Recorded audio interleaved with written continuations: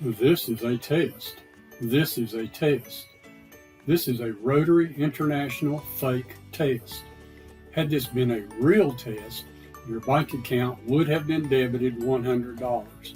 This is a fake test because of a technical glitch that prevented recording of the opening of today's meeting.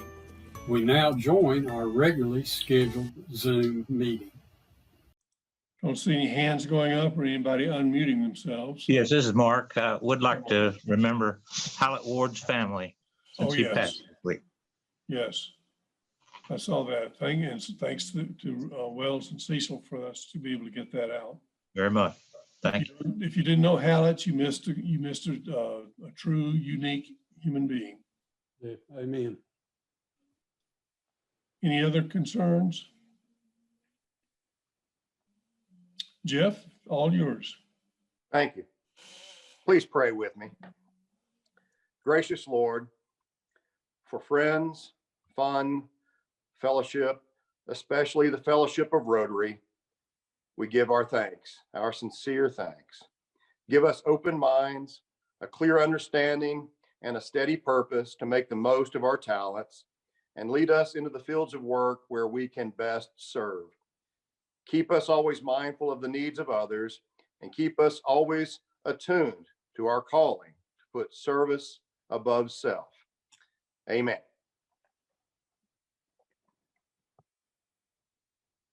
Thank you, Jeff. Rick Croskery, are you still our Sergeant at Arms this month? I can be. Rich Downs and I have gone back and forth. Well, Rich is on here somewhere too. You put up the flag, I'll do it. Everyone, please join me in the Pledge of Allegiance. I pledge allegiance to the flag of the United States of America and to the republic for which it stands, one nation under God, indivisible, with liberty and justice for all.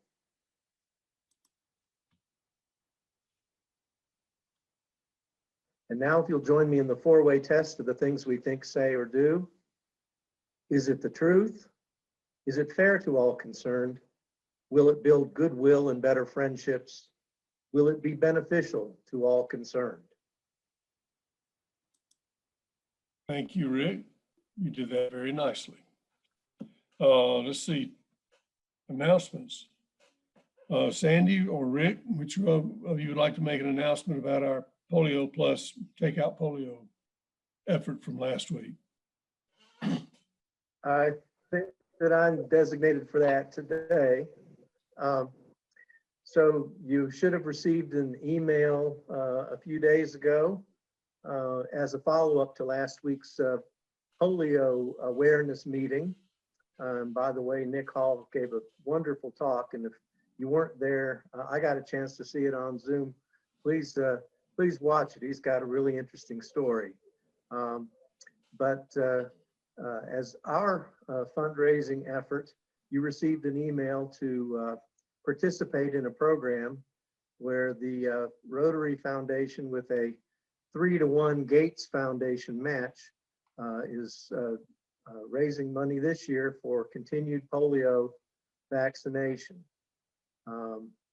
Nick made the point last week in the question and answer period also that this web of people that we've put together to stamp out polio throughout the world is also very useful in vaccinating against and reporting and tracking other infectious diseases, and will be very important as we battle the COVID epidemic in the future, particularly when we get a vaccine.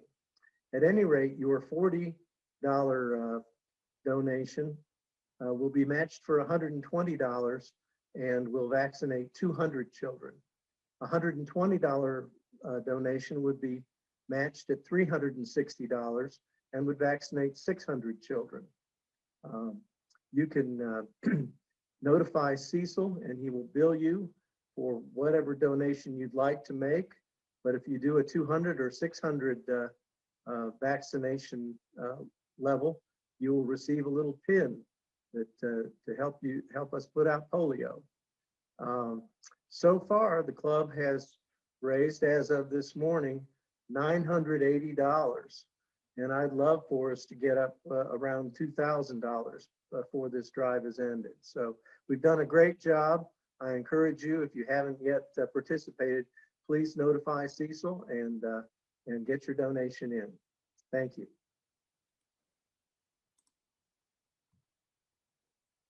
Thank you, Rick. And thank you, Sandy, for pitching in for Rick last week. And thank you, Rich, for getting us tied in with the program we had last week. That was a great program. Let's see.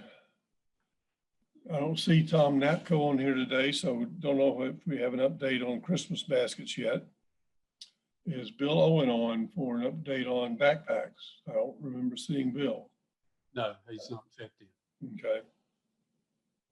I got a call from Wells Greeley a while ago asking again about our participation in the foundation meeting with several other clubs in the area. And he wanted to remind everybody that will be 2 weeks from yesterday on the 12th of November. So we will move our regular meeting to the 12th of November to participate in the foundation program from Rotary International. Wells called me from the car, and I think he might have been on his way to Maryland, because Minnesota is playing Maryland in football this weekend, and he likes to catch those games when they're that close. Any other announcements from anyone?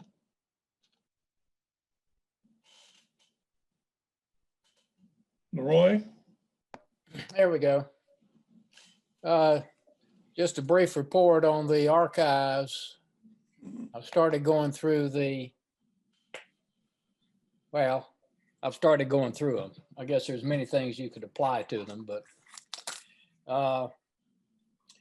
there are several years of spokes where each spoke for a year was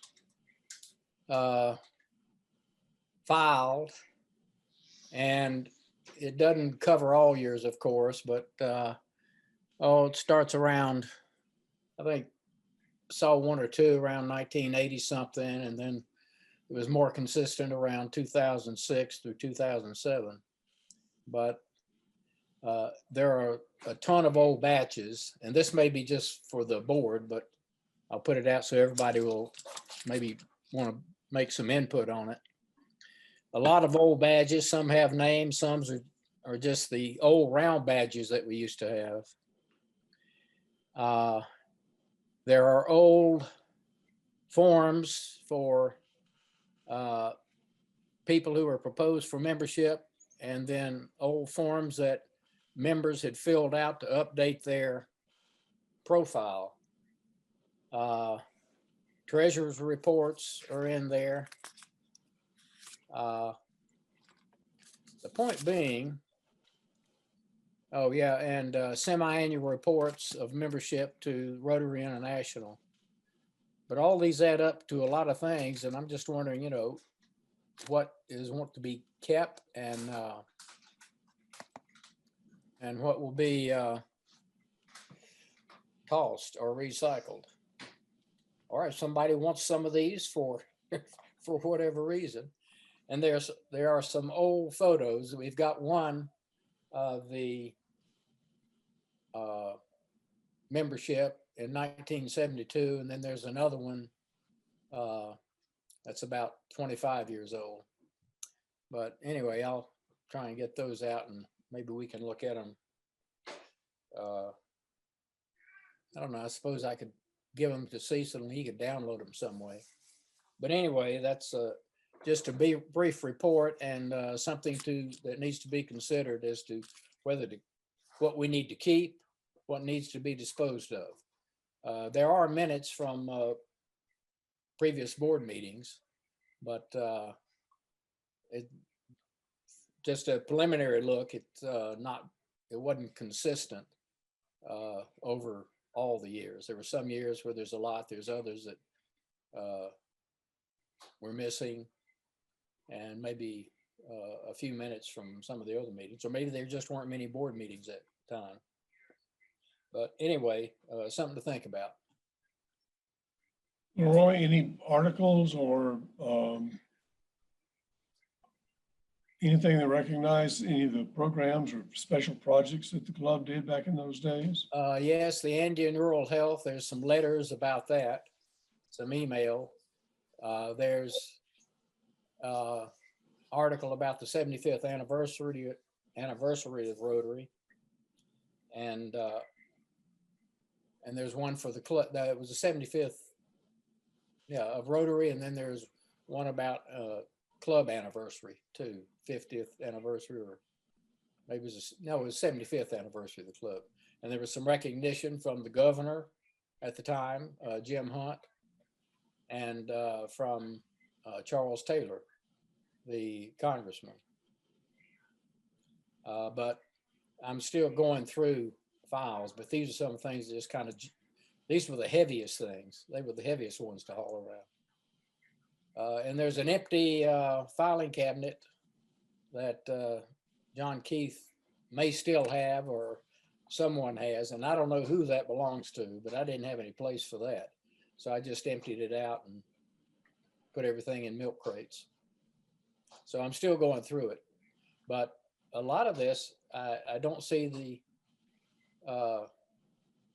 if somebody's curious about it, sure, they're more than welcome to go through it. But historically, I'm not sure what it provides or what it has to be kept. Yeah, I agree. It's probably hard to make that decision sometimes. Yeah. I appreciate you going through it. Yeah, well, I think the board will need to consider that about the Rotary Spoke things. I mean, may be interesting to look at, but keeping it for finding a place to put it. Or if somebody's really motivated and has an IT bent, they can scan all this stuff. I don't have that talent. Thanks Okay. for the update, and anybody that wants to help Leroy dig through any of it, or even take a look at what he's found and reported about, get hold of him and y'all can have at it. Thank you, Leroy. Sure thing. Any other announcements?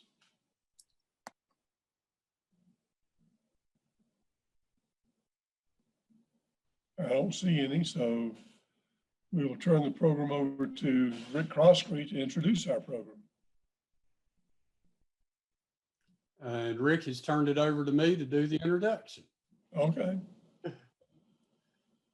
And it is my pleasure to introduce Sarah Coble. Sarah is the Vice President of Program Management and Project Management Office for Aegis. I hope I'm saying that right. Sarah can correct me. Aegis Laboratories in Nashville, Tennessee. Sarah has been on the cutting edge of developing testing for COVID and is going to address some of those issues for us. Sarah is married to Patrick Coble. I don't know if you say he's a separated Marine. I know you say he's a Marine because there's no such thing as an ex-Marine. They have two wonderful children, James and Catherine. Probably of the most note is Sarah is the daughter of my sister, which makes her my niece, and I promised not to introduce her. And before I get carried away and do that, I'm going to turn it over to Sarah. So please join me in welcoming Sarah Coble to our meeting today. All right, well, it's very nice to meet everyone. Hopefully you can see my screen. Is it sharing okay? Yes. Okay, perfect. So yeah, my name is Sarah. I've known my Uncle Cecil for all my life. And I am based out of Nashville, Tennessee, work for Aegis Sciences Corporation. I'm going to share with you today on how we have effectively scaled our COVID-19 diagnostic testing platform. So I'll get right into it. We are a Nashville, Tennessee-based leader in healthcare and forensic laboratory sciences. Our mission is to help clinicians make better decisions. Since 1990, we were born out of a partnership with Vanderbilt University in the sports testing area. We were one of the first laboratories testing anabolic steroids in the sports arena. We still maintain lots of NCAA and professional organizations as our clients, but we have since branched out into healthcare testing with a focus on medication adherence. So we believe that all together we can make a difference in people's lives. We personally do this by providing clear, reliable, actionable information based on patients' medication adherence to help healthcare providers deliver the best care. We do this in a variety of different markets. Our initial product into healthcare testing is what we call our pain comp testing. It's related to pain medication adherence. We're very involved in the opioid crisis and epidemic, and in providing healthcare providers with information related to their patients' adherence to those medications. We also provide testing around drug-drug interactions. That's our Interact RX product. So whether it's interactions between alcohol and opioids and benzodiazepines, we provide doctors with knowledge about not only what their patients are prescribed, but what they're actually taking and what interactions they need to be looking for in those areas. We also have a product called Accurize ID. This is our product focused mainly in the mental health and substance abuse space.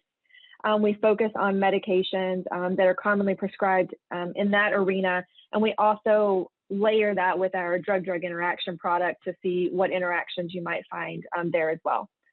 CardioSure is similar in that we look for adherence to cardiovascular medications.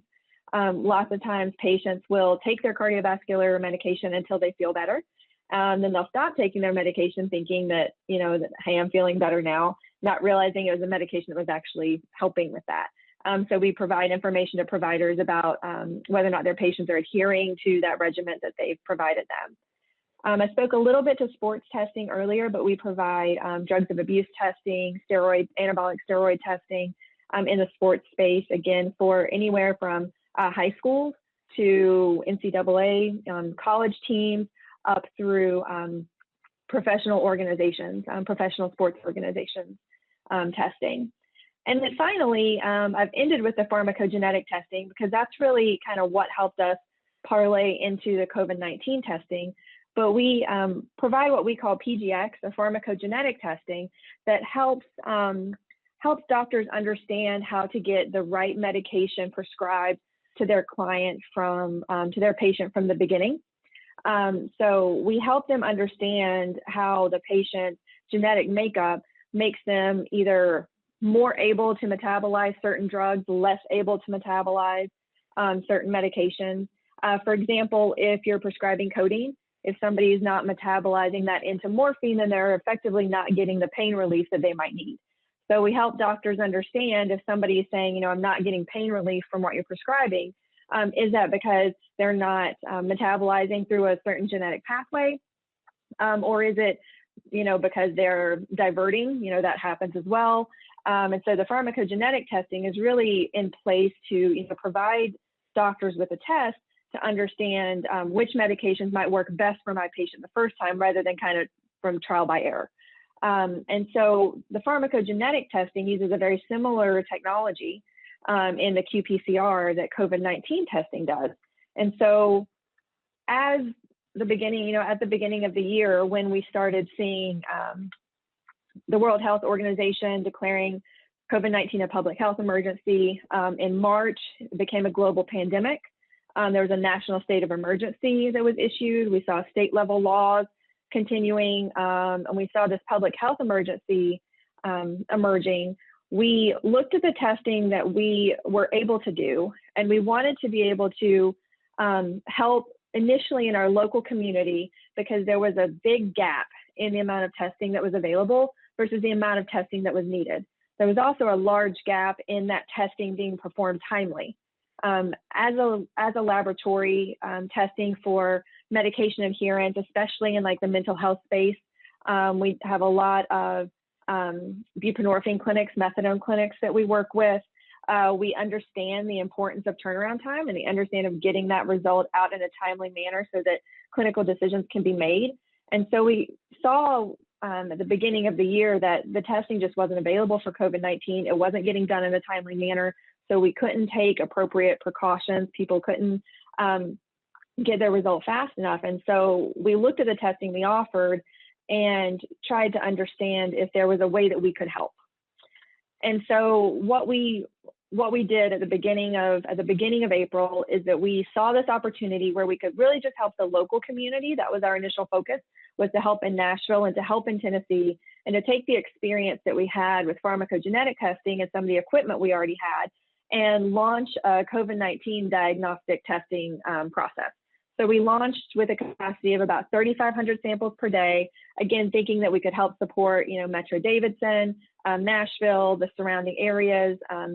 We worked with the Tennessee Department of Health, and we started helping out with the prison system. So there was a huge need for prisoners to be tested at the beginning. And so we started helping out in there, eventually testing almost every prisoner in Tennessee as we continued forward. And so as we started to get into it, we realized that the need for testing was just even larger than maybe we had anticipated. And so we started expanding to non-Tennessee states. We started that at the end of April. So you'll see our timeline for ramping happens pretty quickly. As soon as we got into it, we realized that there really was this need that needed to be met. Less than a couple of weeks after we launched, we actually launched nationally. As we saw this need for testing with a quick turnaround time continuing to grow, we continued to invest resources in our company in order to be able to provide this testing. And throughout June and July, we continued to go from 3,500 to 7,000, 10,000, 15,000 samples per day in order to help support our clients, as well as a variety of different state organizations that we were working with. Through this process, we also were introduced to the different state departments of health and their reporting requirements. They needed to have accurate results reported within a quick turnaround time so that they could do effective contact tracing. And so we recognize that as another opportunity and another place that, that we could help contribute. So I've included some pictures because pictures are always fun, so you guys can kind of see what we did.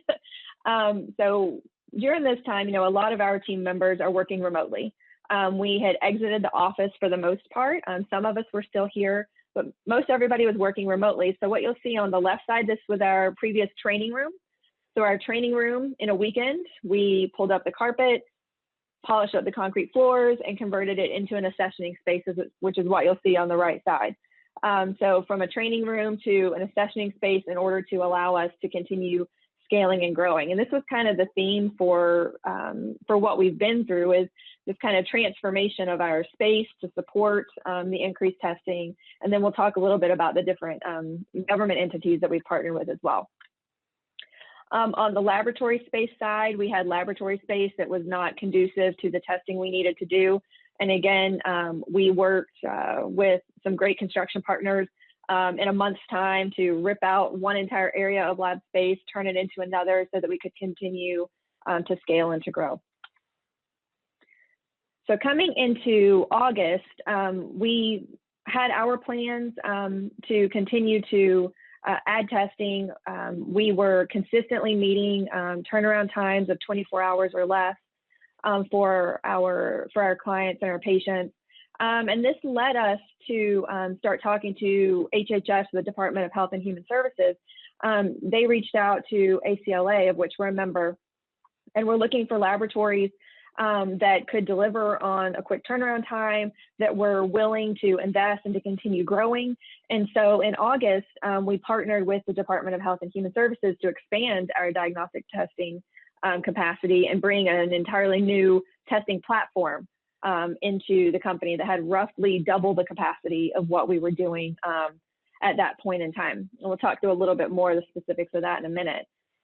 Towards the end of August, we also launched an antibody test using dry blood spot technology up at 10,000 samples per day. So we have our diagnostic test, which is more, if you currently have the virus, if you currently have COVID, and then the antibody test, we measure IgG to let you know if you have had in the past. This is great thing for people that may have been asymptomatic, but know that they were in contact with somebody. And so we launched that at the end of August. Continuing down our path in September, we worked with the National Institute of Health, and we're actually issued a grant to support further scaling of our diagnostic testing. And so by the end of September, we had reached more than 60,000 samples per day in terms of our capacity to test. So when we go back and we think, in April, we started at 3,500, hoping just to help our local community, seeing like, hey, we have instrumentation. It's not something we normally do, but this is an area where we can help, to, a couple weeks ago being at 60,000 samples per day capacity. It's been a huge opportunity to help serve the community. I think from our team's perspective, they've enjoyed being able to, contribute and to help. We've hired well over 300 people during this time. So that's been a real pleasure for us in a time when we were seeing people being furloughed or losing their jobs due to the current conditions. We were able to actually hire and bring on new team members and get, over 300 people a job, which has been great as well. So some of these partnerships, the partnership with HHS in particular that started back in August, was really an investment in critical laboratory equipment and technology. They partnered with us and with one other laboratory. It introduced a new Thermo Fisher platform. That's the manufacturer of the platform. And it really had an emphasis on rapid turnaround time. That's what they were trying to do, is they were really trying to consistently decrease that turnaround time. You saw some horror stories in the news of people not getting results for a week, 2 weeks, and then potentially, spreading during that time. And so the focus here was really on getting the capacity for testing up with a quick turnaround time on a very accurate test. This is not one of the, the rapid tests that you might get, in a store. This is the qPCR, very specific and sensitive test. And so we implemented the Thermo Fisher platform into our laboratory. We share our turnaround time on LinkedIn. If any of you are on LinkedIn, feel free to follow Frank. He's our CEO. We are, to my knowledge, the only laboratory out there that is voluntarily publishing our turnaround time and telling you exactly, exactly where we are, exactly where we're performing. So every week, almost 100% of our tests are reported within 48 hours, with the vast majority going out within 24 hours. And another part of this partnership was to really focus on testing with vulnerable populations. We partner with mobile testing in Nashville to test our homeless communities, people that might not have access to testing normally, but typically are at high risk and need access. So like I said, feel free to follow Frank. He shares a lot on there. We have performed well over 1 million COVID-19 tests. We hit our million mark maybe a couple weeks ago, and continue to see it grow. The partnership with NIH is actually through their RADx ATP program, that stands for the Rapid Acceleration of Diagnostics Advanced Technology Platform. The RADx program really sought to increase testing capacity and throughput by finding existing labs or platforms that were already working towards expanding their capacity and helping them to achieve that in an even more rapid timeline. So the efforts really focused on scaling up technologies, so scaling up your capacity, including high throughput platforms, of which we use with the Thermo Fisher platform, to increase performance. Their overall budget is about $230 million, and they've awarded out in grants. And then Aegis was awarded $6.6 million of that in order to help us grow faster. We were already on our way to expanding that capacity, but the RADx program really allowed us to do that in a much more condensed time frame to be able to serve populations much quicker. And so what that included, it included a rapid build out of more laboratory space, and I'll share more pictures with you. We implemented an entirely new testing platform with a Thermo Fisher platform. We had to automate portions of our workflow. Some portions you just physically couldn't get enough hands in the lab to perform, and so we had to work on workflow automation. That said, we had to hire and train over 300 team members in a very short period of time. We were running training groups of 36, 40 people twice a week. Supply chain became very critical to us. You probably saw in the news too that there were a lot of issues with labs being able to get the supplies that they needed to do the testing, whether it was just the swabs or the media or the PPE. And so our materials management team did a fabulous job really securing that supply chain so that we could provide supplies to our clients and to our patients to be able to do the test. Believe it or not, commercialization was also part of this.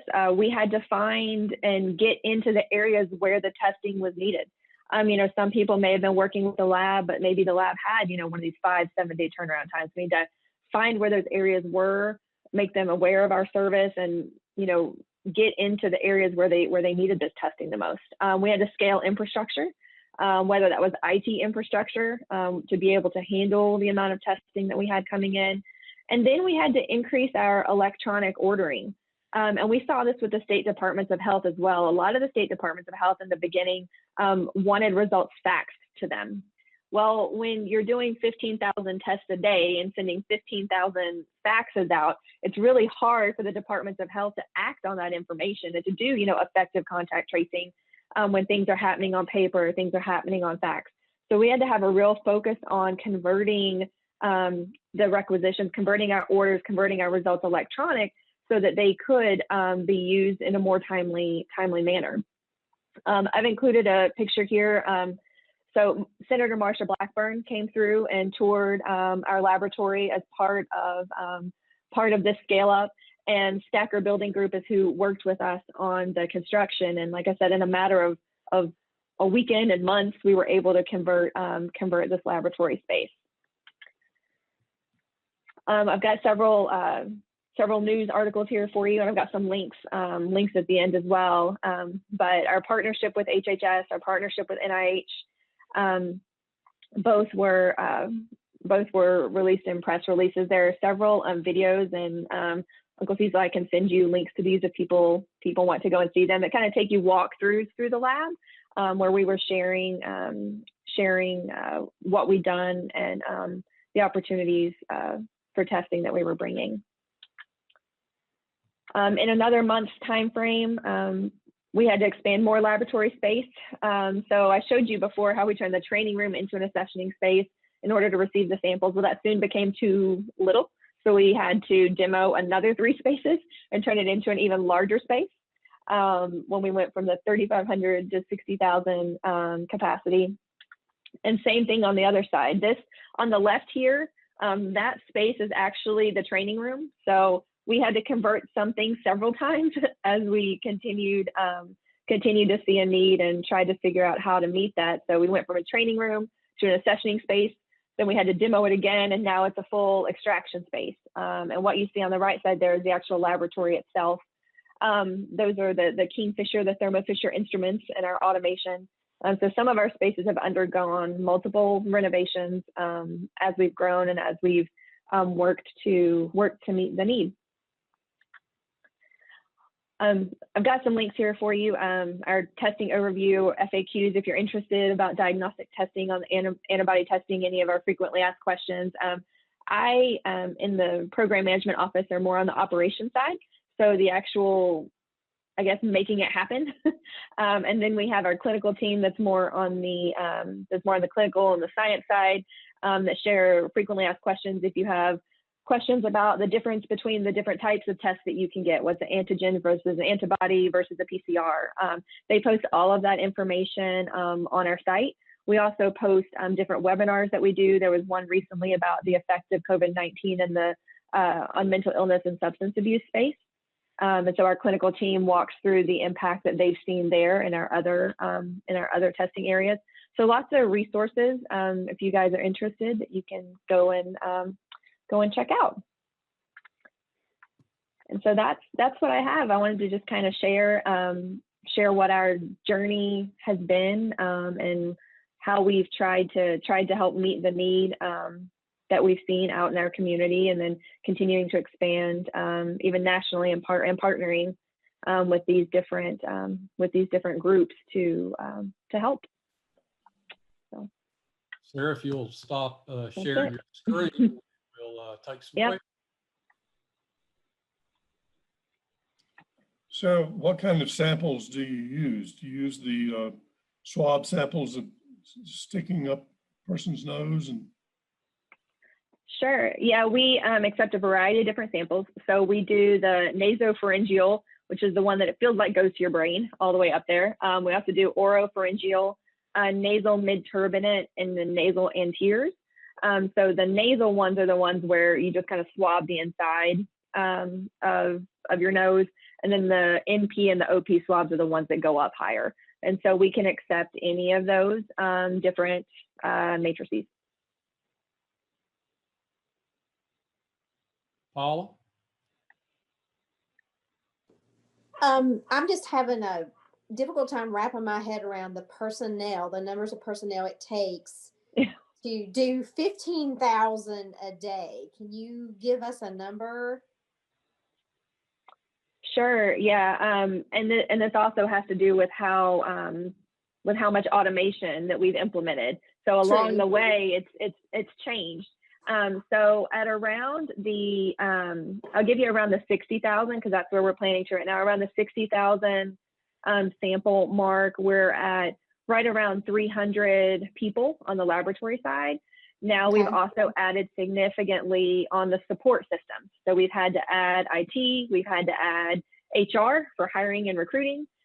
We've had to add people on the billing side.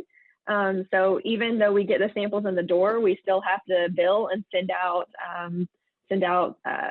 claims to insurance companies. So we've added a lot in the support areas as well. But just in the laboratory space, we need over 300 new people that we brought in. Is that in shifts to make 15,000 a day happen, or I don't, it just fascinates me. Yeah, we run 3 shifts a day, 7 days a week. Okay. And that's on both sides. Yeah, that's on our healthcare side with the pain compliance testing, as well as on the COVID side. Okay, thank you.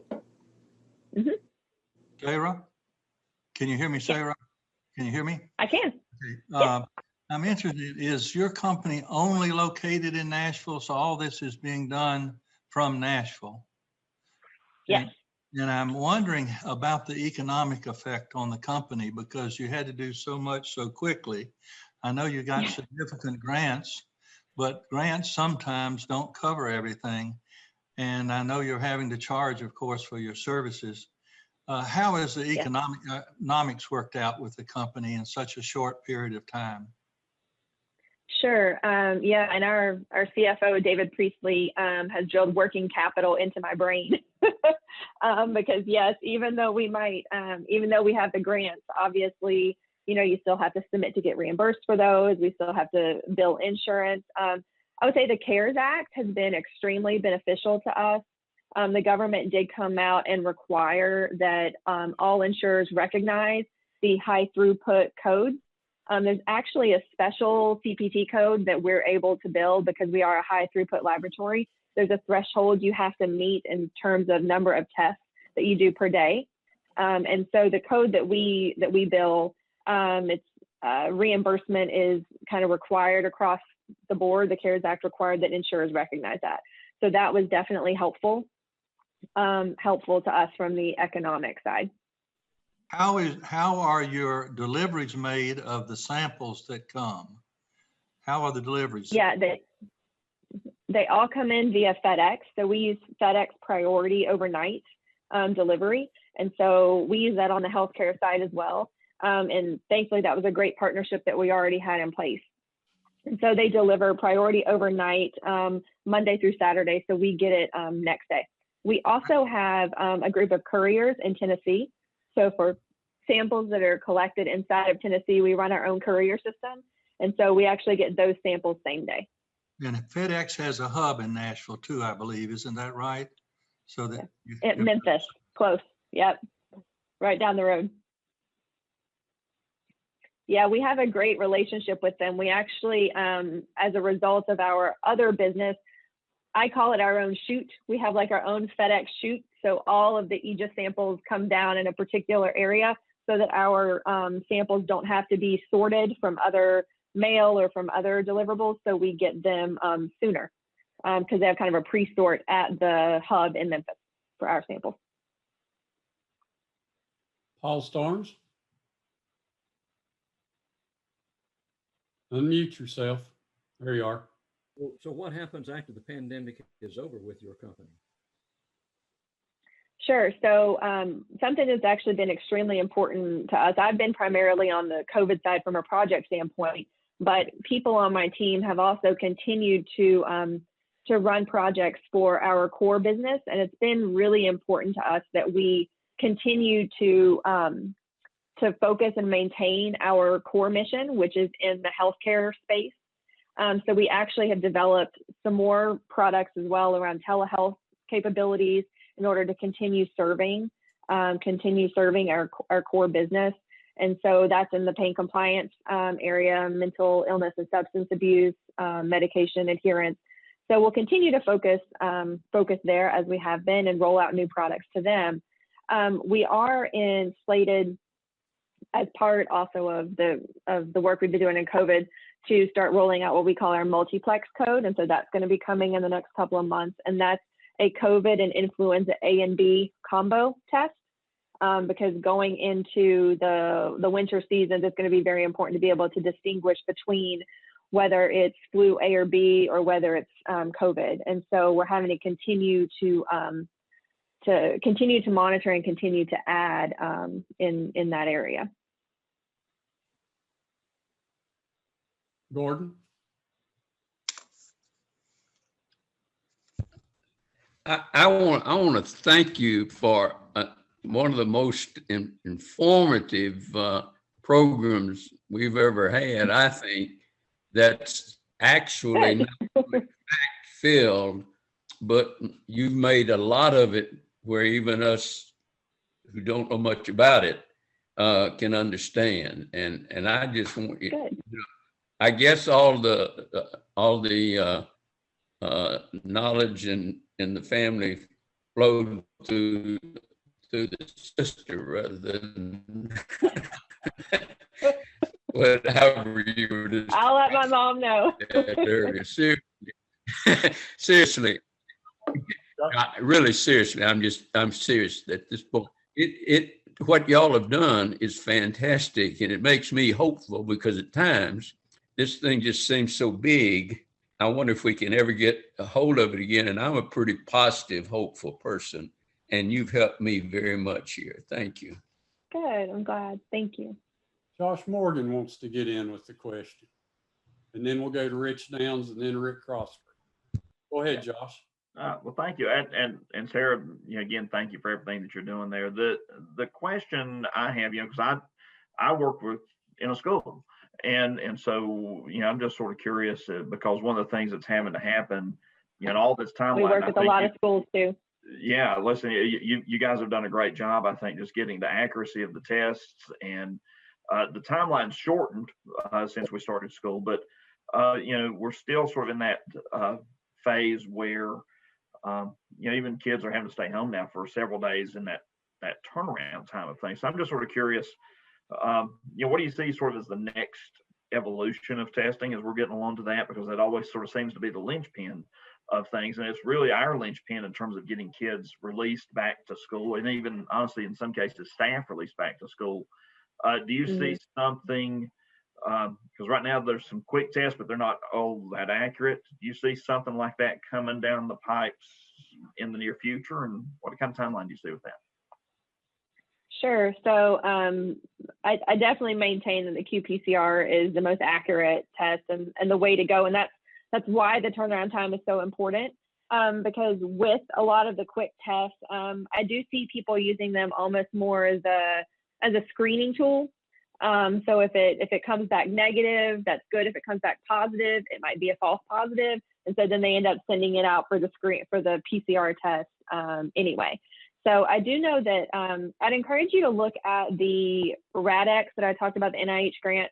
look at their website and what they've given funding to, because a lot of their funding is around that, is around finding new ways to do the test. And so it's got some descriptions in there of things that might be coming down the pipe, along with timelines that they're looking forward towards. So we kind of went under more of the high throughput testing, increased capacity route, but they have things in there around different types of tests, different novel approaches to it, along with timelines.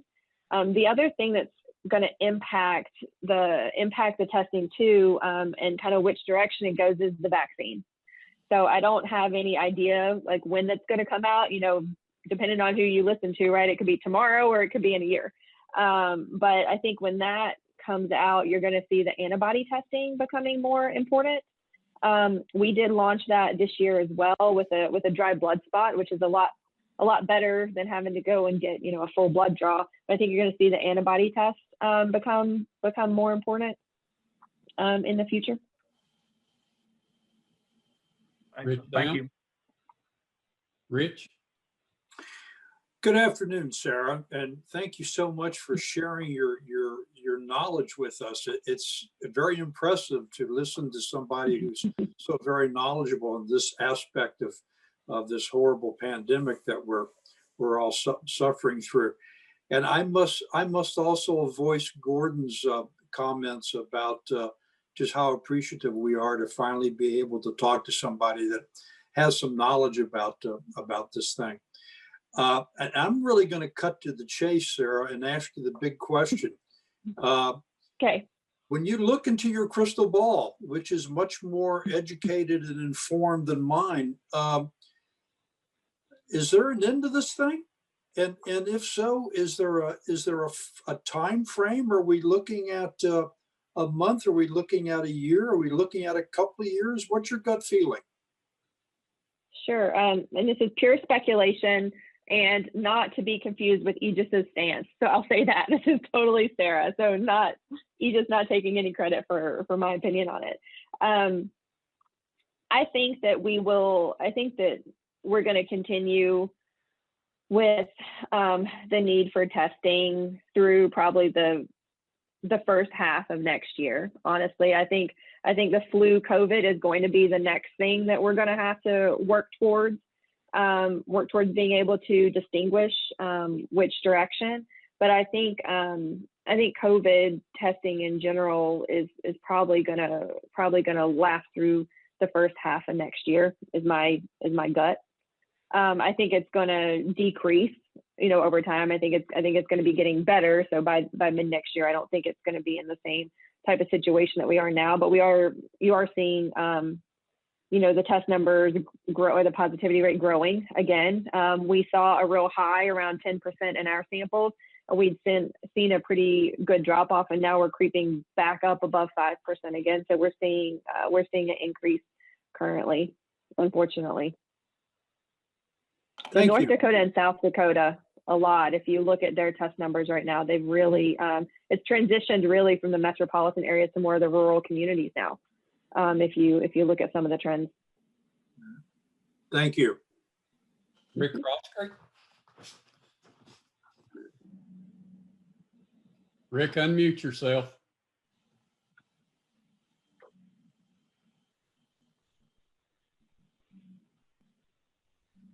Actually, I raised my hand at the very beginning and you didn't see it. And in the interim, Paul Starnes and Paul Irvin and Josh Morgan have asked all the questions I was going to ask. So I will just reiterate what folks have said. I really appreciate the informative program, and am highly impressed with the work the company has done. And it sounds like you'll be well positioned to continue and excel in healthcare fields even after this is passed. Steve McNeil. Sarah, you don't intend, the company or you are not anticipating a continuation or a repeat of the COVID like we have of the flu every year? I've not been involved in those conversations, to be honest, yet about like a repeat or anything. we have talked about in this season being able to understand whether it's COVID or flu, because that's going to come up really, really quickly. It's already kind of started. But yeah, I don't know that I've got an answer to that one. Can you give us a rundown of how you ended up with Aegis? Sure. Yeah, so I've been at Aegis for 14 years. So I started as their quality assurance program manager. So I worked in pharma before that as a quality lab associate, and I started as their quality manager. And I was responsible for different accreditations, making sure we passed our proficiency testing, adhering to those programs. And then a few years in, I moved into the laboratory manager role. So being in quality, I had the benefit of seeing everything, all the different processes that it took to get a sample out the door, because I was testing the quality along the way. And so I moved over into the laboratory manager role and was responsible for our healthcare services and our sports testing services for a period of time. And I was anything from the day-to-day, making sure that we met turnaround time to implementing new methods. And then as time went on, I focused on a lot of the lean value stream processing, understanding more kind of industrial engineering principles of the lab. And I moved over to the project management team, where I really everything that I learned before kind of came together. And I think I found that thing that I really like to do.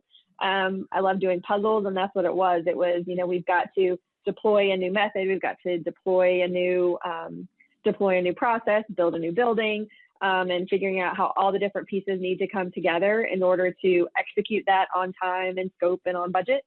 And so I continued through the project management path, and that's kind of led me to where I am today. So people ask me sometimes why I've been at Aegis as long as I have, because just being candid, 14 years for my personal generation is a long time to stay in a single role.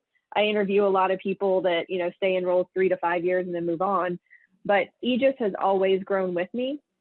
It's always given me an opportunity to try something new, to whether it's a new role, a new, a new experience, a new process. And so it's always been there for me with kind of the next new challenge. And so for that reason, I'm thankful for it. And, we'll probably be here for another 14. What is your education background that got you started in this? I went to NC State. I don't know if there are any other Wolf Packers out there or not. So I went to NC State. My degree's in chemical engineering, and I have a biomolecular concentration and biotech minor. So I started off in pharma, and then that led me over to toxicology. A lot of the processes you were explaining sound a lot like engineering efforts. So I had a feeling there was some engineering background there. Yeah, just a little bit. Jeff Norris is wanting to ask a question. First of all, thank you for spending your time with us today. The question is, who's your favorite uncle? Well, the one that's here to listen to me answer it, of course. Fantastic. How many uncles do you have? I have 2. At least I went to school with both of them. You at least didn't ask which one was the best looking. I appreciate that. Are there any final questions? Mary Ann. Unmute yourself, Mary Ann. Okay, I did, didn't I? Yes, you did. Yep. I want to say thank you. This has been a wonderful, very informative presentation, and I'm very impressed with you. I'm just so glad that you got your mother's looks. I know your mother very well, have known her all my life, and I'm so glad you got her looks instead of your uncle's that is present. But thank you for coming. It was very, very informative. Thank you. All right. Well, Sarah, thank you. Yep, of course. We appreciate Thank you all for having me.